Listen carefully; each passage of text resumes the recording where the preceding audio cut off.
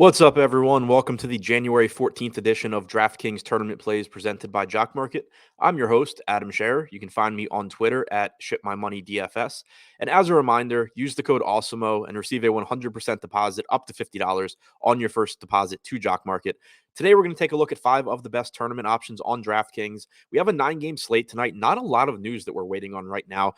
Certainly the potential for plenty of things to change, however, between now and lock. So as usual, ownership projections and player projections likely will change a bit between now and then. Be sure to tune into the deeper dive and live before lock from 5 p.m. Eastern until 7 p.m. Eastern on our YouTube channel for more up-to-date information. But for now, taking a look at 5 of the top options early on DraftKings. Number 5, Al Horford, $5,200. Has a 7% projected for 7% ownership with a 9% chance of being in the optimal lineup.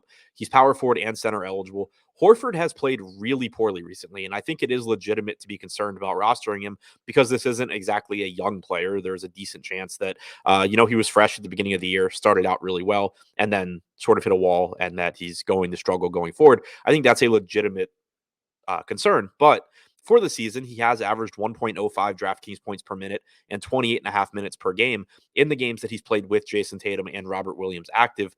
They do have a matchup against the Sixers tonight where, one, there's the potential for Robert Williams to be in foul trouble dealing with Joel Embiid, and or two, the Celtics could elect to have Horford play more minutes to help to defend Joel Embiid. So there's a couple of ways that Horford potentially could see more minutes and maybe more productive minutes tonight as well. At $5,200, there is plenty of opportunity for success. You also don't have Marcus Smart tonight, so probably not a big deal for Horford, but maybe a little bit more in the way of playmaking responsibilities as well.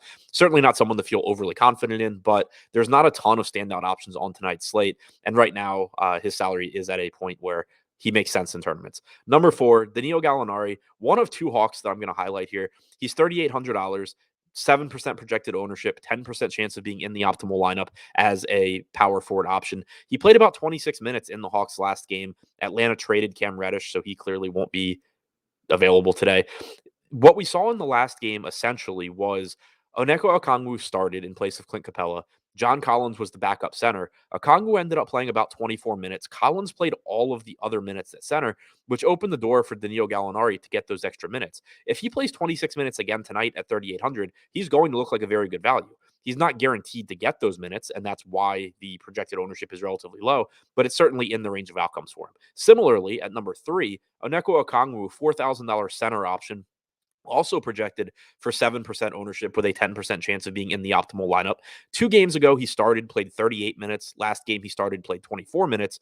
The good thing that I think we can take away from the last game for Okongwu was that Gorgie Jang returned, but he was not in the rotation. So if Okongwu is playing well, there's still the possibility that he plays 30 minutes, Collins plays 18 center minutes, and then Collins plays more minutes at the 4 and takes those minutes from Gallinari. That is possible. You also could just get 24, 25 minutes from Okongwu, which at 4K, he still projects as a decent point per dollar option. The issue is that he's only a center, so it's kind of difficult to justify using that roster spot on 24 minutes of Okongwu. But what we're seeing right now in the ownership projections is that because Okongwu isn't guaranteed to play 30 minutes, and because Gallinari isn't guaranteed to play 26 minutes, there's not much ownership going to either one, when realistically, one of these guys is likely to play enough minutes to be a very good option at their respective salaries. Number 2, Kevin Love, $6,200. This is another extremely risky play, but it does have a ceiling. He has only played about 20 to 21 minutes recently since the Cavs have become healthier, but he's only projected for 4% ownership, has about a 10% chance of being in the optimal lineup. The reason that his chances of being in the optimal lineup are so high is that he's still extremely productive when he's on the floor. He's averaged 1.38 DraftKings points per minute this season without Colin Sexton or Ricky Rubio on the floor. If he plays 20 to 21 minutes, that's still not really likely to get it done at 6,200, although certainly it could happen.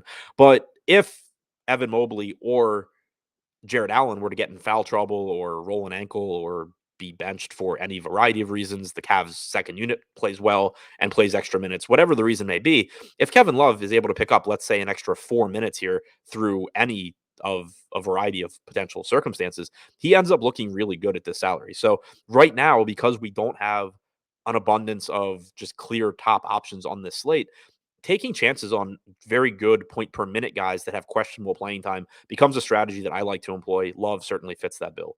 Number one, Chris Paul, $7,900, projected for 9% ownership, 11% chance of being in the optimal lineup. He's point guard only, which makes it a little difficult to prioritize him, but also keeps the ownership in check. Not a great matchup against Indiana as far as pace goes. Indiana is a pace down spot for the Suns, but as I've mentioned before, you just don't have a lot of standout options at the top, in the mid range, or at the bottom right now. And on slates like that, getting to the mid range guys like Chris Paul that potentially can go for 50 plus fantasy points just always becomes pretty appealing, especially when you can get them at sub 10% ownership. So to recap, the top 5 tournament options on DraftKings as it stands right now: number 5, Al Horford; number 4, Danilo Gallinari; number 3, Onyeka Okongwu, probably not in the same lineups as Gallinari; number 2, Kevin Love; and number 1, Chris Paul.